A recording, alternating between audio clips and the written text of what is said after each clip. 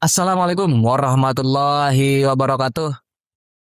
Kembali lagi di segmen kita yaitu apa Mas? Bawara Bawara dengan orang berdua. Nah, karena sebetulnya ini sudah lama tidak siaran Mas ya. Iya, kembali lagi aja. Ya, sudah sekian lama berapa kira-kira? Ya mungkin 3 bulanan. 3 bulan yang ketahuan. Yang nggak ketahuannya jadi tahu lagi. Ya karena Bang Mus ini Mustafa, karena Bang Mus ini luar biasa sibuk.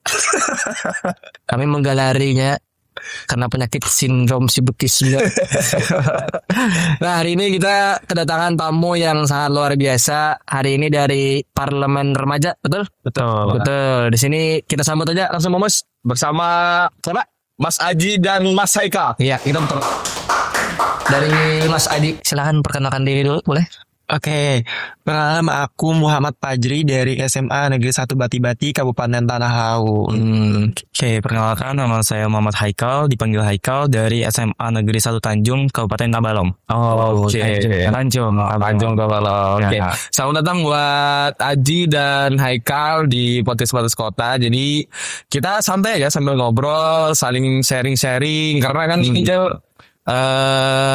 dari sekian banyak anak muda, mereka berdua ini salah satu yang menginspirasi. Iya, berprestasi ya, Le? Iya, betul sekali. Karena tidak sembarang orang yang bisa masuk Parlemen Remaja. Tuh. Nah, kalau kita kamu mungkin SMA mungkin daftar dia. Kalau tahu. Ya, Parlemen dewasa kan ada itu. Ada DPR.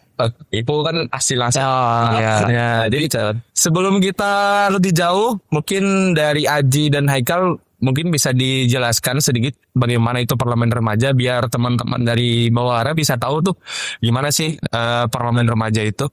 Oke, jadi kalau dari Parlemen Remaja ini adalah kegiatan yang diselenggarakan oleh Sekjen DPR RI dan sudah ada sejak tahun 2008 dan setiap tahunnya itu mengadakan pemilihan seleksi dengan isu-isu yang berbeda-beda. Kalau di tahun ini kami membahas tentang Isu lingkungan. Iya, isu lingkungan dengan tema itu generasi pembaru energi untuk Indonesia bebas emisi. Jadi untuk kegiatannya itu kami adalah menjadi DPR RI selama 5 hari simulasi seperti kunjungan kerja, kemudian rapat paripurna, rapat kerja dan sebagainya, dan pastinya juga ada seminar-seminar tentang politik, tentang cara membuat undang-undang, cara merumuskannya dan sebagainya gitu. Oh, seperti contohnya simulasi jadi DPR lah. Iya, memang.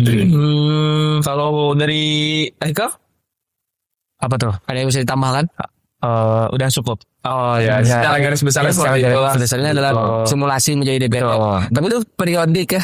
Misalkan kayak ini 2025 sampai 2026 atau 2025 sampai berapa kayak itu pemilihannya 1 tahun sekali atau 2 tahun sekali. 1 tahun sekali. Tahun sekali. Tapi berarti setiap tahun itu topiknya selalu berbeda. Beda-beda, tergantung isu yang lagi Rame ya. rame. Rame. Kalau tahun kemarin itu tentang pendidikan. Tahun kemarin pendidikan. Tentang lingkungan. Oh. Oke. Setiap tahunnya berbeda lah. Beda. Oke. Sebelum kita lebih jauh membahas tentang parlemen, kayaknya kita perlu menjelaskan sedikit ke teman-teman Bawara gimana sih cara masuk Parlemen Remaja itu. Karena kan mungkin banyak nih penonton-penonton yang mungkin masih SMA kan, yang masih kelas 10 yang mau mencoba sebagai parlemen itu kayak gimana tuh? Syarat-syarat ketentuan. Iya, betul. Yang pasti untuk syarat itu SMA atau SMK, kelas 10, kelas 11, kelas 12 itu bisa. Terus kemarin juga ada bikin esai sama bikin video sesuai dengan tema yang ditentukan. Oh. Iya, jadi ada 3 tahapan seleksi. Yang pertama itu ada pemberkasan, yaitu CV, tapi CV-nya itu ngumpulin sertifikat di mana setiap peserta itu bisa mengumpulkan maksimal 20 prestasi. Itu maksimal. Iya. Lalu pembuatan esai dengan tema yang tadi, dan itu waktunya cuma 1 bulan, termasuk sudah pembuatan video katanya itu.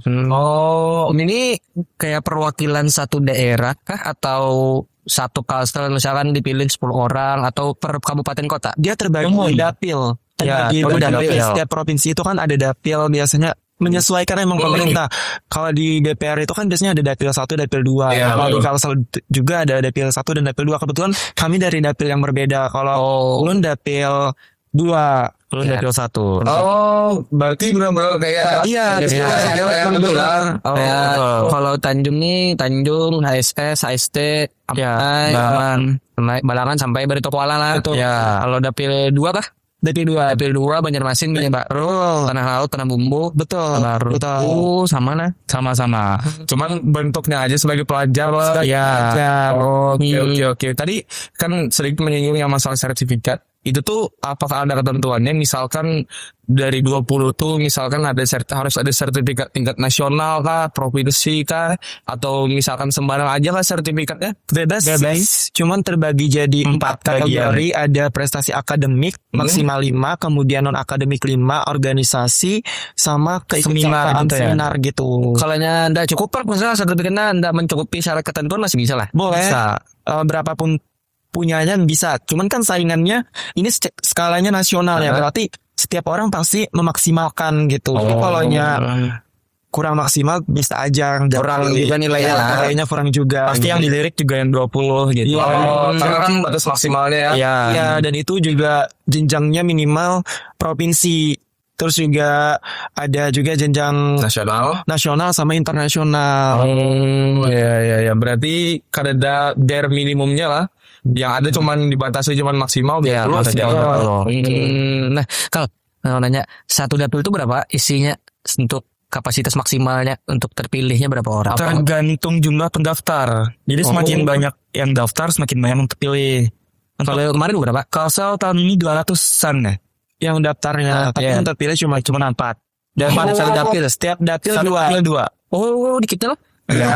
Tahun kemarin juga 4. So emang kuotanya biasanya cuma 4. Cuma di tahun 2023 itu 5 karena banyak pendaftarnya. Berarti bagi kalian ada lagi nih 2 orang lagi ya? Ada 2 orang Masih lagi. ada. Siapa? Masih ada Siti Mawarda dari Sama- SMA 1 Banjarmasin Sama Suhardian dari Isman 1 Alalak. Oh, Barito Kuala. Brito Kuala. Oh, Berarti cuman satu perempuan lah. Iya betul. Iya. Kalau tahun 2023 1 cowok. 24 ya? 24. Oh, malah kebalikan. Oh, iya. Bukan kalau sistem pemilihannya itu kayak gimana? Apakah misalkan bentuknya apa? Penilaian aja kah? Atau mungkin benar-benar dibikin kayak simulasi ada pemilihannya juga kah? Atau bagaimana? Simulasinya berdasarkan sertifikat tadi dulu karena tahun ini itu bobotnya paling tinggi sebanyak 40% penilaiannya udah diambil dari prestasi-prestasi kita itu. Kemudian pembuatan esai itu bobotnya sebanyak 30% dan sisanya 20% itu dari video. Jadi oh, dari disuruh ngolah video. iya video kan kampanye. dari esai ini kan kami membuat dari Logat tema kan besar ibaratnya. tadi. Kemudian kami mengambil isu yang lebih spesifik, misalnya tentang sampah atau misalnya tentang kendaraan bermotor. Nah nanti kami bikinlah solusi dari tema besar tadi. Nah untuk memuatkan solusi ini kami menguatkannya di video kampanye. Kayak video itu kayak ayolah pilih kami itu, pilih aku gitu. Mengkampanyekan. Iya, ada Mengkampanyekan. program yang kita bikin. Jadi nanti dari 3 itulah dinilai sama panitia dan 2 minggu setelahnya diumumkan gitu siapa yang lolos. Yang menyeleksi ini dari Sekjen DPR Sekjen sendiri, mereka punya panitia sendiri, panitia Panja namanya, jadi panitia Parja gitu. Oh, parlemen remaja. Ya Parja singkatannya. Oh, berarti dari DPR RI pusat langsung Betul. ya dari panitia disebar tuh buat menyeleksi teman-teman parlemen remaja di setiap daerahnya. Ya. Kemarin pendaftarannya berapa kak? Gratis. Kalau Kalau secara keseluruhan apa Yang kalau kita asal aja berapa? 200-an. Kalau yang keseluruhan? 8.500. Waduh. 8.400 yang terima 140. Oh. Terus setelah terpilih, baru kita ini apa tugas awalnya? selanjutnya. Setelah terpilih itu kami nantinya akan diberangkatkan ke Jakarta. Oh, langsung berangkat. Langsung ke Jakarta. Dan tahun ini tuh sempat ada Ketunda. bukan ditunda, malah dibatalkan. Kenapa? Karena kamarnya ada masih demo. Kan waktu itu Lagi pas masa-masa. banget kan di hari pengumuman itu lagi ada yang kasus ojol. Agustus. Nah, betul. Iya, Jadi lagi masa-masa yang sensitif agak gitulah. Jadi kami nggak jadi dilaksanakan dan dibatalkan karena juga masih banyak tenda-tenda aparat katanya di gedung DPR itu, akhirnya kami dibatalkan. Namun setelah adanya kami minta bantuan ke DPRD provinsi, kabupaten, gubernur, minta suarakan aspirasi kami, akhirnya jadilah dilaksanakan di bulan November. Oh, tertunda berapa lama tuh? Kira-kira 2 bulan lah. Sebulan lebih. Sebulan lebih kan? Nah, Oh, lumayan ya. Iya. Awalnya sempat dibatalkan lah. itu kami sudah panik, panik sangat-sangat sedih. Iya. Rugi lah kalau kan berdapat ya, Bang. Ya, ini ibaratnya susah juga buat Ya, kan. baja ini. Iya, karena saingannya emang benar-benar ketat dan ini sudah standar nasional. Terus Aji juga udah 2 kali coba. Iya, Pertama tahun kemarin gagal. Oh, berarti ini yang pertemuan kedua. Iya, percobaan kedua. Oh, luar biasa. Nah, menarik untuk dibahas. Kayaknya kalau kan ini sistemnya hampir mirip seperti pemilihan DPR RI, ingat ya? Nah, apakah ini ada sistem 2 periode kah? Atau memang satu orang periode aja? Maksimal periode aja kah? Satu aja. Satu jadi. Oh, berarti kalau misalnya kayak Haikal sama Aji nih udah kepilih, berarti tahun depan nggak boleh daftar lagi. Oh, kalian biasaan gitu kan? Sekali cukup aja. Sekali. Saya gitu setelah berangkat ke Jakarta ngapain aja lah di Jakarta? Yang hari pertama itu penjemputan di bandara. Terus malamnya kita ke Bogor ya. Ke Bogor. Ya dari bandara langsung ke Bogor. Dan pas di Bogor tuh hujan. Karena kan Bogor katanya kota hujan. Iya. Itu dingin banget aja. Dingin banget di Bogor. Jadi kami tinggal di Wisma DPR RI. Oh, Nah, Wisma DPR RI. berarti benar-benar Oke, nah kan tadi di tahun ini kan pembahasannya itu tentang isu lingkungan lah ya. Betul. Nah, kami boleh tahu nggak dari Aji ngangkat tentang apa yang spesifiknya tadi, dari Haikal ngangkat tentang apa? Mungkin bisa dijelaskan sedikit buat teman-teman Bawara. Boleh. Dari Aji siapa? Kalau tahun ini aku ngangkatnya tentang transportasi Kak, dengan tema itu Elektra nama programnya, ekspansi Elektra. energi dan aksi generasi untuk transisi ramah emisi, solusi perwujudan Indonesia bebas emisi bukan sekadar ambisi apalagi basa-basi. Oh. Itu temanya. Jadi ini mengangkat tentang kendaraan yang ternyata kendaraan bermotor itu menjadi penyumbang emisi terbesar nomor 2 di dunia. Nah, dari inilah kemudian aku mencari solusi gimana caranya untuk mengurangi emisi ini agar tidak menyebabkan pemanasan global gitu. Karena Indonesia sendiri menargetkan akan beralih sumbernya dari energi fosil ke energi yang lebih bersih. Kan sebelumnya kita memakai batu bara, sedangkan stok batu bara itu sudah menipis dan diprediksi akan habis. Nah, makanya pemerintah itu menargetkan pada tahun 2060 atau lebih cepat akan sepenuhnya beralih ke energi yang lebih bersih.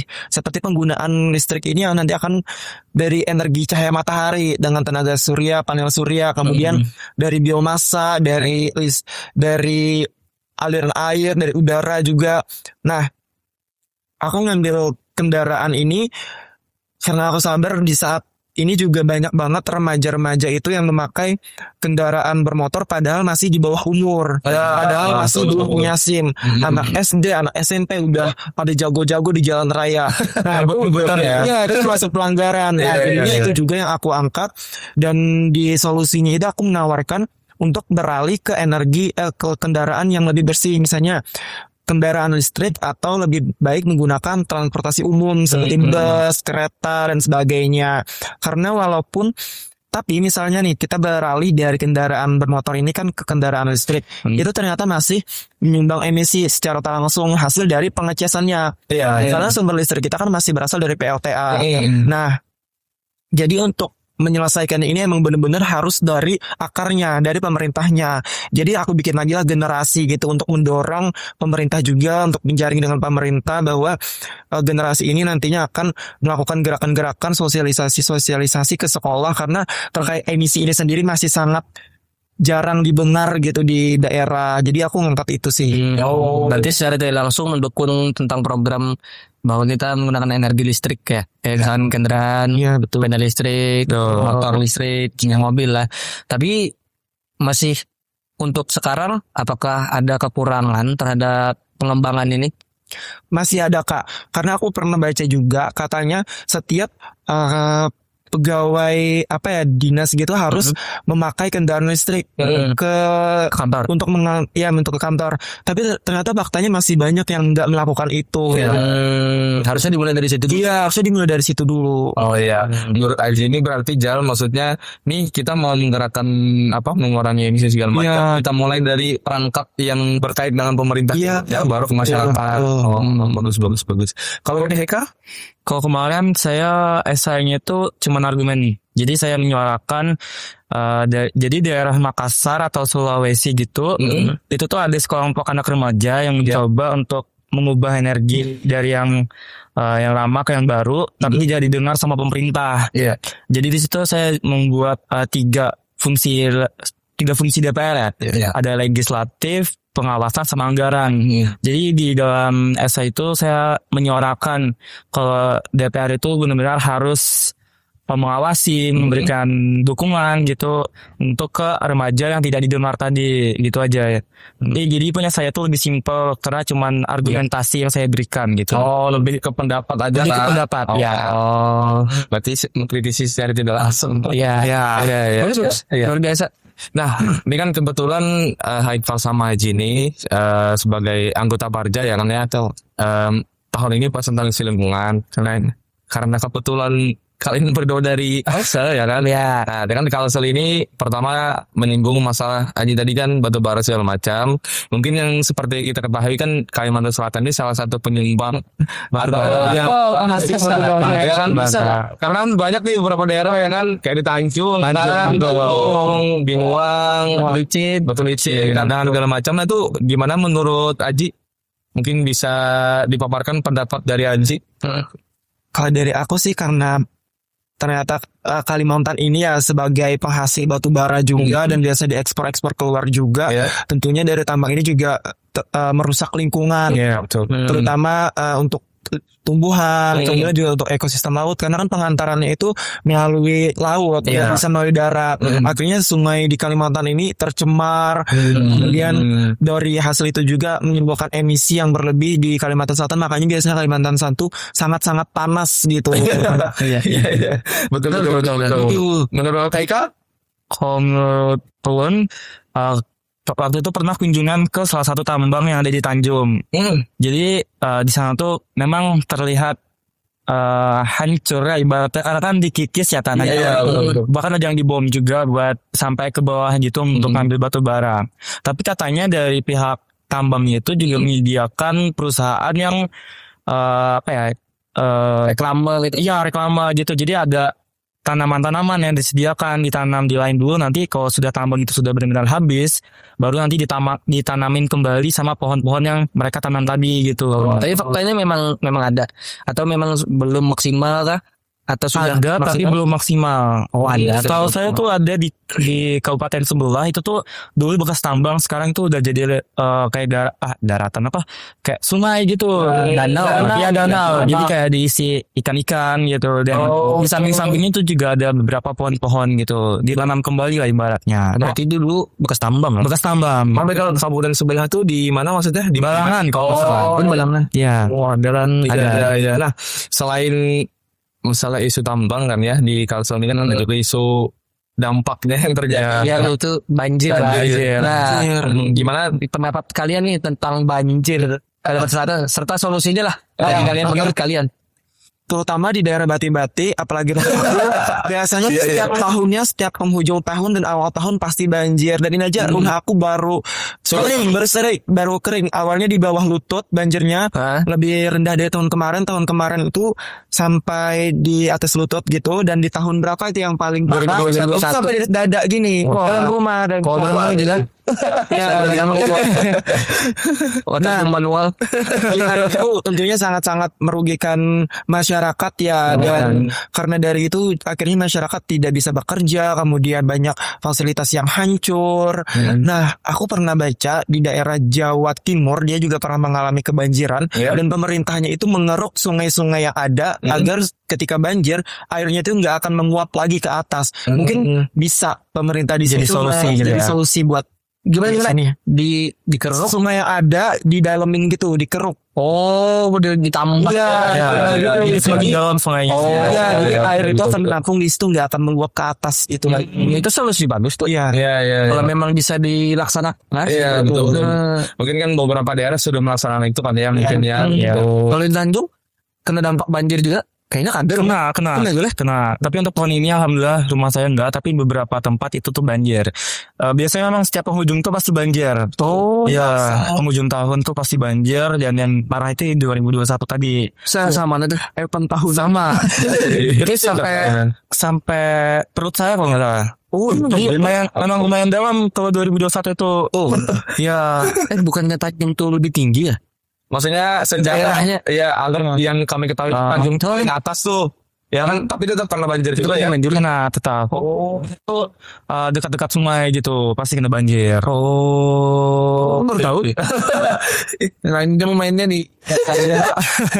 Padahal Haikal udah termasuk dekat kota lah ya. Tapi pernah sampai ke rumah. Kena. Oh, kira-kira kan dari teman-teman Parja hari ini diwakili sama Haikal sama Adi, mungkin apa nih yang bisa disarankan kepada pemerintah, karena kan secara tidak langsung kalian ini adalah perwakilan kan ya Dari anak-anak dari Kalsel ya. Nah, gimana menurut yang perlu disampaikan nih, apa yang harus dilakukan sama pemerintah selain dari tadi yang mengeruk tadi, mungkin ada cara lain kah atau solusi lain kah dari Agi sama Haikal mungkin? Mungkin lebih ke kayak pemerintah tuh langsung turun tangan juga menangani. Jadi bukan cuma masyarakat, tapi masyarakat tuh juga patut sadar diri. Biasanya malah masyarakatnya sendiri yang buang sampah sembarangan, tapi malah nyalahin pemerintah gitu. Tapi pemerintah juga harus turun langsung gitu buat bantu-bantu gitu. Oh ya. Dan tadi Betul, karena perlu disadari juga bahwa akibat dari terjadinya banjir itu karena ulah manusianya sendiri. Iya. Kalau di daerah apa sendiri buang sampah itu ke sungai, padahal kan sungai itu nanti juga larinya ke laut atau ke sektor juga kan, sampah-sampahnya itu kan ketumpuk, dan itulah akhirnya akan menyebabkan banjir. Jadi perlu disadari juga dari masyarakatnya sendiri. Kemudian pemerintah juga harus turun langsung. Kemarin aku juga ada ngeliat beberapa pemerintah itu yang turun langsung ke wilayah-wilayah daerah itu yang membantu kayak TPA untuk menyediakan TPA agar buang sampah tidak lagi di sungai. Gitu. Artinya kedua belah pihak lah, dari masyarakat dan pemerintah berkeseimbangan lah. Kalau untuk dari pendapat kalian nih, yang dilakukan pemerintahnya apakah sudah optimal kah yang kalian lihat karena kan terhadap solusinya? Menurut ulun masih kurang. Ya, tapi itu tuh juga tadi harus ada kesadaran juga dari pemerintah sama masyarakat itu sendiri. Gitu. Walaupun sama-sama masih kurang, tapi setidaknya bisalah mengurangi gitu. Misalnya dari masyarakat sendiri itu ya tadi jangan buang sampah sembarangan gitu. Iya. Dari Aji? Betul, aku setuju juga bahwa masih kurang banget karena hanya beberapa pemerintah yang memang peduli dengan masyarakatnya, dan sisanya itu malah agak-agak peduli gitu. Jadi memang perlu juga pemerintah itu turun langsung dan mendengarkan aspirasi langsung bagi warga yang terdampak. Iya. Artinya kan ini nggak bisa jadi kita cuma mengandalkan pemerintah, tapi kita nggak bisa juga cuma mengandalkan masyarakat. Jangan-jangan ntar masyarakat itu sudah patuh, ternyata pemerintahnya boleh. Iya. Aku punya pertanyaan nih, seberapa concern kalian terhadap isu lingkungan ini dan apa aja yang sudah kalian berikan untuk berdampaknya? Selain dari tadi kalian memberikan gagasan pikiran itu sudah luar biasa. Ada kalian yang pernah turun untuk memberikan dampak sesuatu atau memberikan hal positif apa untuk isu lingkungan ini? Dari kami mungkin dulu. Kalau dari saya tuh biasanya sering kan nggak teman buang sampah sembarangan. Itu hal kecil kan nggak, tapi itu berdampak banget. Jadi biasanya di sekolah tuh kalau sampah udah penuh gitu, karena kebetulan di sekolah juga periode kemarin itu saya menjabat sebagai ketua Adiwiyata.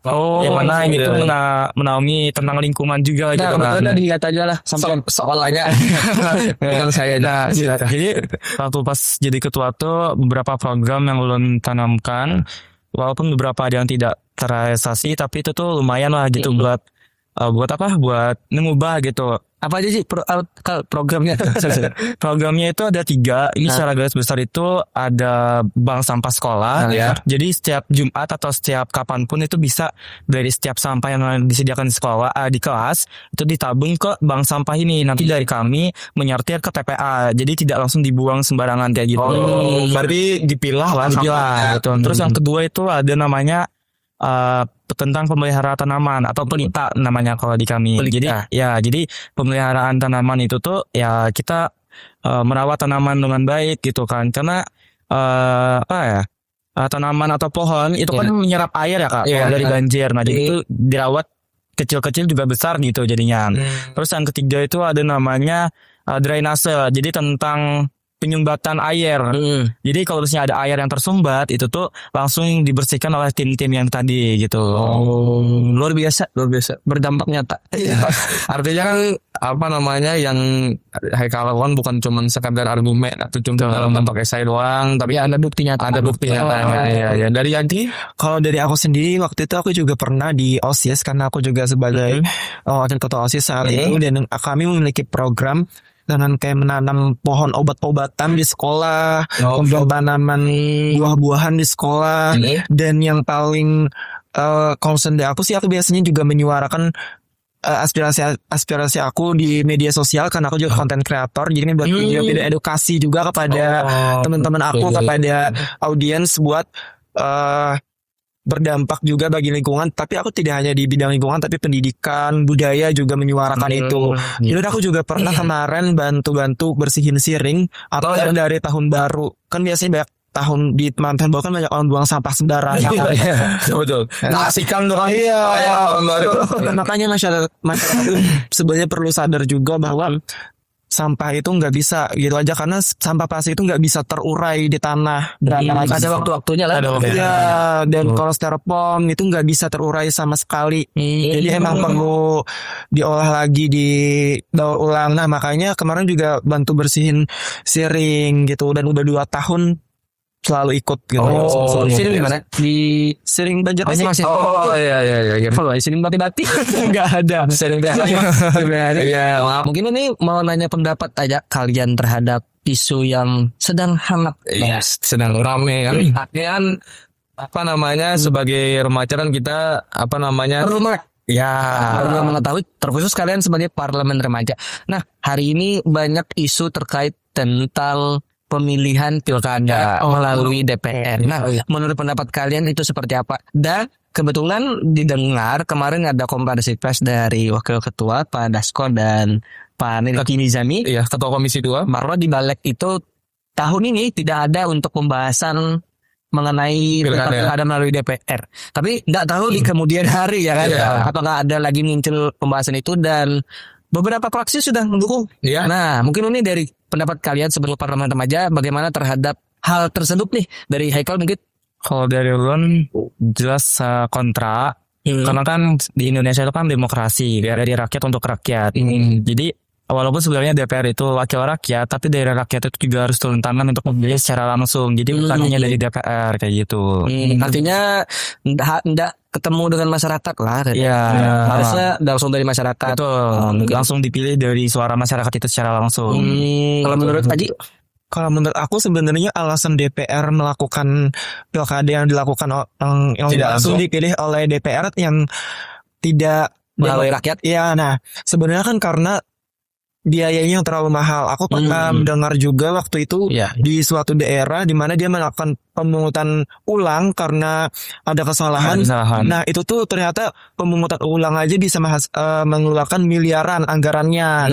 Nah mungkin dari sini juga lah pemerintah DPR itu pengen dipilih langsung agar tidak boros biaya juga. Tapi pahami karena negara Indonesia ini yang menganut demokratis, ya artinya semua aspirasi rakyat itu perlu didengar. Dan menurut aku ini sangat-sangat tidak bagus, sangat-sangat tidak inklusif lah bagi masyarakat. Jadi menurut aku lebih bagus emang dilakukan secara demokratis, dipilih langsung oleh rakyat, karena akhirnya rakyat juga tahu siapa yang akan memimpin wilayahnya, siapa yang akan memimpin kotanya, siapa yang akan memimpin provinsinya gitu.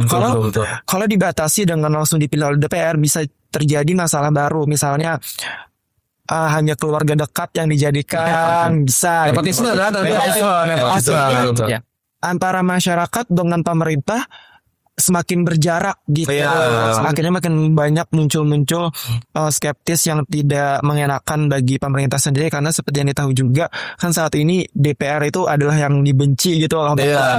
Pandang sebelah mata. Ya, betul. Artinya kan kenapa sistemnya disarankan demokratis supaya masyarakat ini merasa dilibatkan.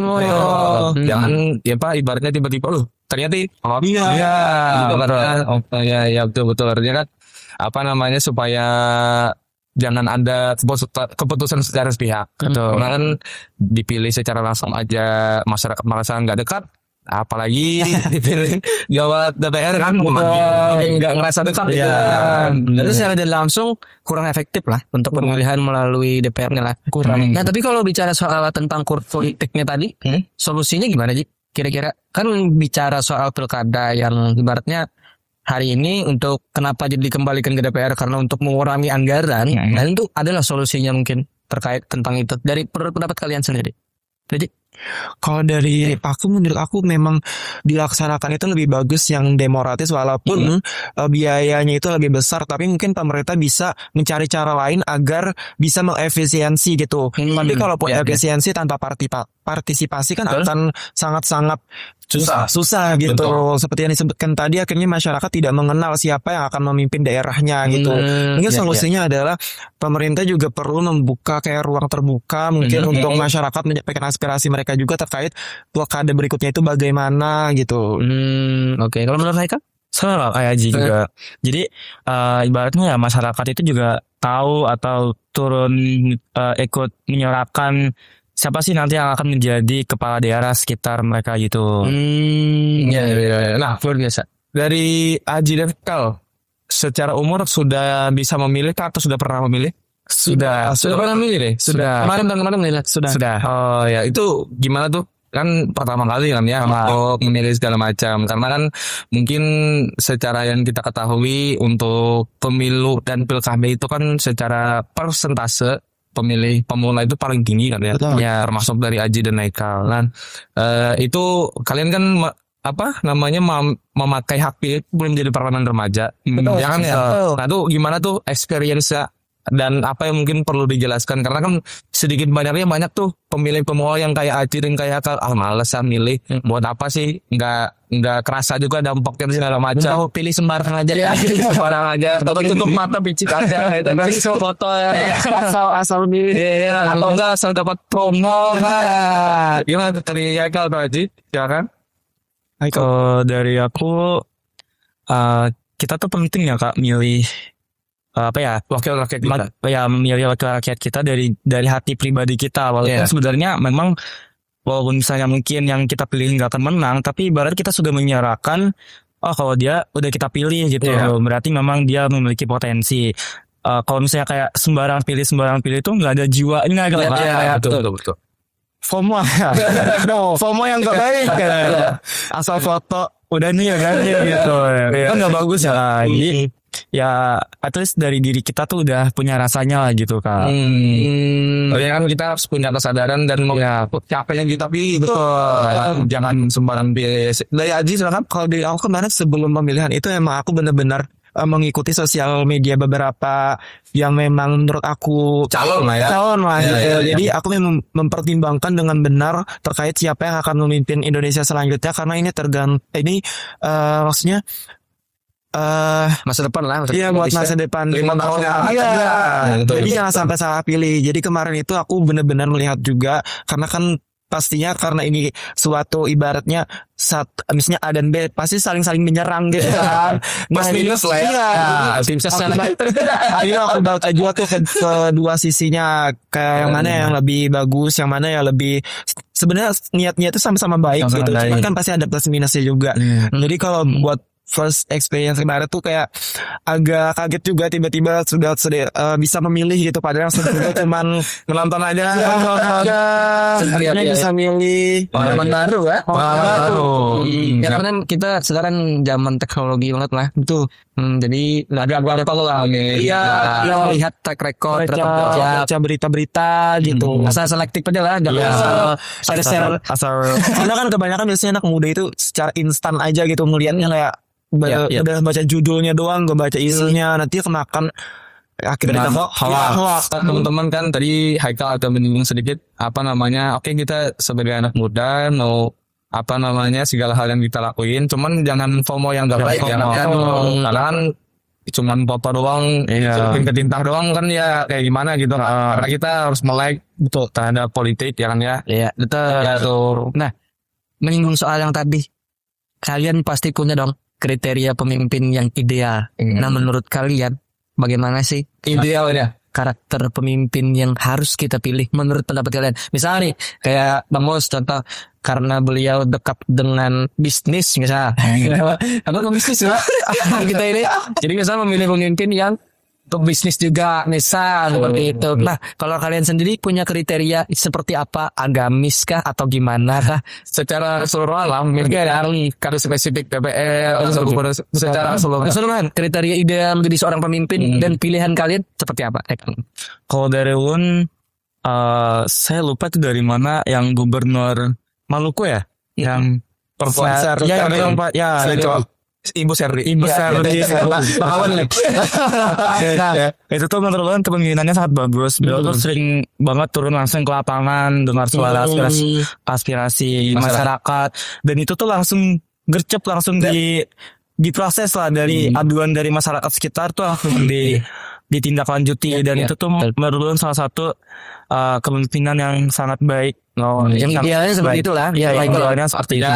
Menurut Haikal sebaik-baiknya pemimpin itu yang turun langsung Kalau dari aku memilih kriteria untuk pemimpin itu biasanya aku melihat juga dari track record sebelum-sebelumnya gitu. Dan kemudian aku melihat dari argumen-argumen mereka, aku membandingkan juga mana yang benar-benar pas dengan permasalahan akarnya gitu yang ada di Indonesia. Jadi aku mencari benar-benar yang bisa menyelesaikan dari akarnya gitu, tidak hanya langsung dari misalnya dari segi ini, kayak saya mau memperbaiki dari segi ini. Berarti solusinya jangan cuma sementara. Aku juga memikirkan bagaimana nih, apakah dia bisa mencari solusi yang benar-benar dari akarnya, dari sumbernya, kemudian baru nanti bisa berkembang gitu, nggak cuma asal yang jago ngomong aja. Bisa kerja lah. Aksi nyatanya gitu. Oke ya, sebelum kita lanjut, kita kayak dulu minumannya, silakan harus silakan gitu. Pembahasannya cuma berat kan ya. Nah, ini luar biasa. Dari mana Mas minuman kita? Sabar ya Mas. Ya ini kita teman-teman bawa. Hari ini kita minum dari Cafe Red Wine, ya kan ya. Gimana terus? Red Wine di Gedung Mas Kota, di perbatasan antara ini Tugu Batas Kota di Mas ya. Ya seperti itu ya. Kaget lah tombak ya. Kaget sih sedikit. Gimana menurut Aji dan Haikal rasanya? Enak banget ya. Manisnya tuh nggak manis yang berlebih. Iya, pas kan buat teman-teman Bawara atau penonton yang lainnya. Jangan lupa buat mampir jangan. Ini tembak kayak Deal in bro. Nah oke. Terakhir buat kalian nih, karena kita sudah waktu, padahal sebenarnya banyak lagi hal yang mau kita bahas, sudah obrolin sebenarnya, karena selalu ngobrol berasa jadi muda kembali. Iya. Artinya kan yang kami lihat mungkin anak-anak SMK, mungkin SMA, SMK atau yang sederajatnya dipandang sebelah mata, ternyata ada yang kayak gini loh, yang kritis, punya pemikiran dual. Ini program ini kayaknya bisa dilaksanain di Indonesia semacamnya. Dari cuma mas-masan nge-slow FOMO-an doang. Nah jadi mungkin terakhir buat kawan-kawan di rumah, kita kasih pesan-pesan dulu nih dari kalian, untuk anak-anak muda di luar sana yang seumuran kalian dan yang pengen juga menjadi parlemen remaja. Pesan-pesannya bagaimana? Kita mulai dari Haikal dulu mungkin, silakan. Kalau pesan-pesannya itu yang pertama, kalau kita udah misalnya remaja, terus maksudnya kayak kalau kita udah dewasa kan kita nggak bisa balik lagi ke remaja. Iya betul. Nah jadi remaja tuh dimaksimalkan apa yang ibaratnya jadi penentu kita di masa depan Iya. gitu. Jadi bukan cuma hanya main game doang, main game boleh, terus apa segala macam tuh boleh, tapi hanya untuk sebagai refresh mata aja, Iya, bukan betul. hanya bukan terus menerus Iya. dan yang bisa menyebabkan banyak dampak negatif gitu. Terlena ya. Nah, jadi Haikal dulu waktu SMP tuh juga orang yang introvert, malas-malasan gitu. Iya. Terus molek juga pas SMA, wah kayaknya nggak bisa nih kayak gini. Jadi Keluar dari zona nyaman. Jadi ibaratnya ya pas SMA tuh udah ikut ini, ikut itu, dan akhirnya sampai ke parlemen remaja ini. Oh. Jadi jangan buang waktu hanya untuk bermalas-malasan. Artinya kan kalau teman-teman hari ini yang lagi stagnan di zona nyaman harus berani keluar ya. Karena kan kalau kita terus-terusan kayak gitu kan, karena yang nonton masa depan diri kita sendiri. Bukan orang lain. Ya. Dari Aji? Sama seperti Haikal, aku juga dulu sangat-sangat introvert, orangnya sangat-sangat pendiam, bahkan baru di kelas 11 baru mulai ikut lomba-lomba dan akhirnya ternyata sangat seru. Dan semua itu dimulai dari berani coba aja, nggak harus nunggu kapan kita siap, nggak harus nunggu kapan kita siap untuk lari ataupun untuk berjalan gitu. Yang penting nekat aja gitu, yang penting berani mencoba, dan pastinya juga sebelum itu harus percaya dulu kepada diri sendiri. Kemudian juga harus tahu apa kapasitas diri kita sendiri. Dan yang pastinya buat anak muda sekarang, ayo buruan join parlemen remaja karena sebagai generasi muda kita juga harus melek terhadap politik, terhadap pemerintahan yang ada di Indonesia, karena kalau bukan kita siapa lagi, karena kan generasi seterusnya yang akan memimpin adalah kita sendiri. Karena disebutkan sebagai bonus demografi, di mana lebih banyak usia produktif dibanding usia yang tidak produktif saat ini. Dan di tahun-tahun berikutnya ya yang akan memimpin ya pastinya akan kita. Maka dari itu ayo berani mencoba semuanya, lebih produktif lagi, lebih berani lagi, lebih percaya diri lagi gitu. Ya, bagus nih Jal, karena kan dari mereka bisa jadi contoh nih buat teman-teman remaja lainnya. Artinya kan gak bisa nih cuma leha-leha doang atau terlalu terlena menikmati. Karena kan menurut kalian berdua harus dimulai dari sekarang nih. Dari sekarang kapan lagi dan siapa lagi ya kan. Seperti itu Jal. Ya. Nah, itu adalah Ketembak kan. kita ada kesan dan kesan dari kalian lah untuk parlemen remaja dan anak-anak udah sekarang. Nah, mungkin silakan Us, closingan, karena Ujar lah datang dari kandangan ya langsung hari ini tanpa pergi ke rumah. Nah, jadi silakan closingan. Effort kita sama-sama effort ya. Ini baik-baik kan? Nginap di rumah Aji kan? Itu punya di Banjarmasin tapi ada rumah juga. Gitu ya. Nah, jadi buat teman-teman luar yang mungkin seumuran dengan mereka berdua, mungkin bisa dicontoh nih. Karena artinya mereka berdua nggak cuman yang FOMO yang gimana-gimana gitu. Artinya mereka punya kesadaran buat ayo nih kita sama-sama buat maju bareng-bareng, buat melek bareng-bareng ya kan ya. Nah, itu aja yang dari Ami. Terima kasih banyak Haji sudah maaf atas segala kekurangan ya. Ya, mohon maaf ya. Karena kan ini lama tidak ada. Kita mulai lagi ya. Terima kasih buat Haji dan Haikal sekali lagi ya.